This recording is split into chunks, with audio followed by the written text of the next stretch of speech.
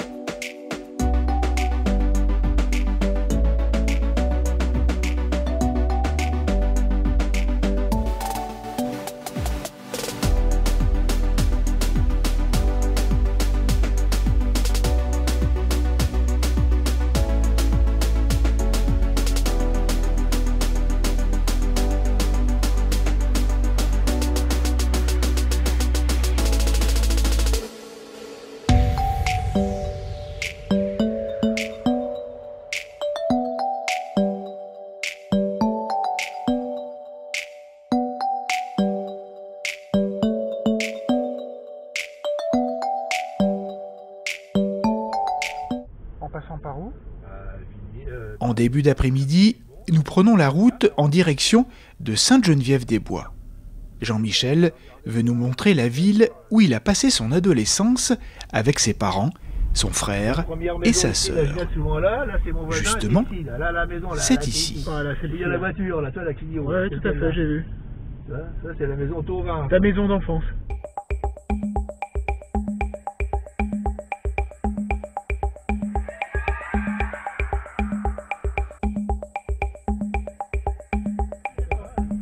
C'est la maison qu'on a vendue l'année dernière, il y a 2 ans. Ouais, avec ma soeur.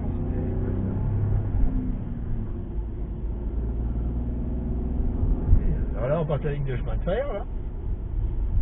Petite visite guidée de cette commune de 36 000 habitants, située à 24 km au sud-ouest de Paris et dont les habitants s'appellent les Génovéfins.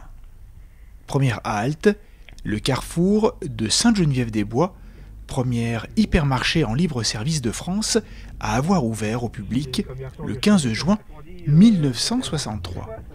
Donc là, Jean-Michel, on est devant le premier carrefour de France. Premier carrefour de France. Voilà. Si à la télé tu vois Carrefour Saint-Geneviève, tu devrais voir ça. Enfin maintenant, à moins qu'ils te passent des photos de 63. Un concept nouveau à l'époque, lancé par 2 frères, Jacques et Denis Desforêts et Marcel Fournier, un gros commerçant d'Annecy.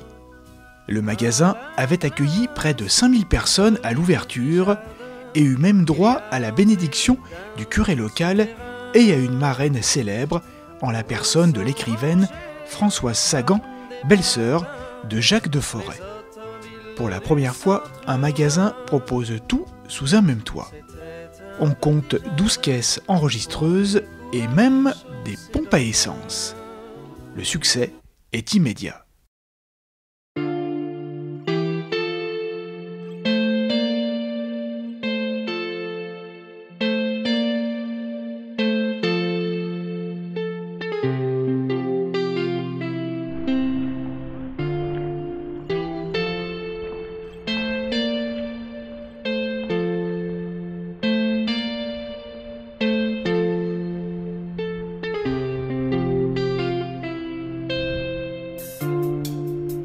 Juste en face se trouve le donjon de Sainte-Geneviève.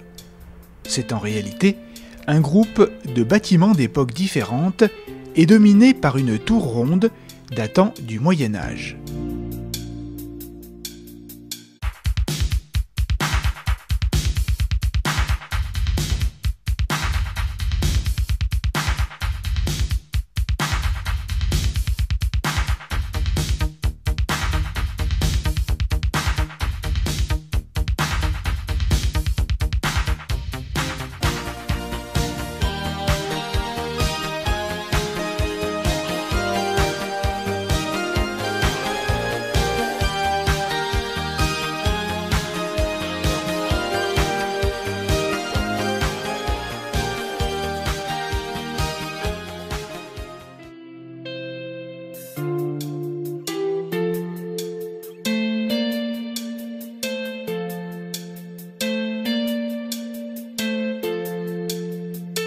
Ce donjon appartenait à un important château qui a disparu sous la Révolution.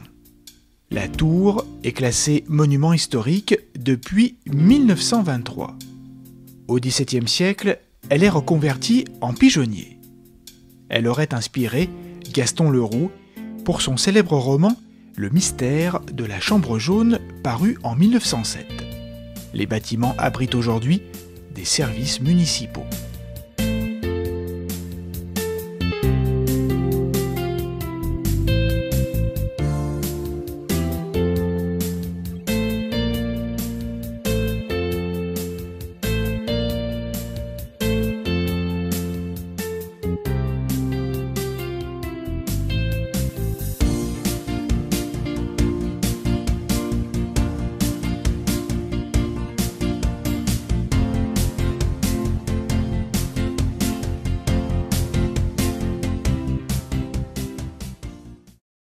Sainte-Geneviève-des-Bois possède la particularité de posséder sur son territoire le plus grand cimetière russe à l'étranger.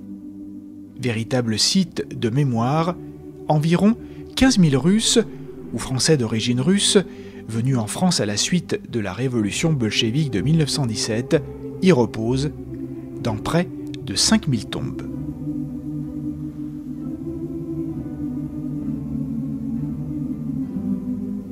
Il abrite de nombreuses personnalités comme le prince Gabriel Romanov, arrière-petit-fils du tsar Nicolas Ier, l'écrivain et Nobel de littérature en 1933 Ivan Bounine, le cinéaste Andreï Tarkovsky, l'acteur Patrick Topalov, décédé en 2010, ou encore le danseur étoile, mort à 54 ans en 1993, Rudolf Nureyev, sans doute le plus connu, dont la tombe est ornée d'un tapis en mosaïque qui retombe de chaque côté de la pierre en plis chatoyants. Il est l'œuvre de l'artiste Ezio Frigerio.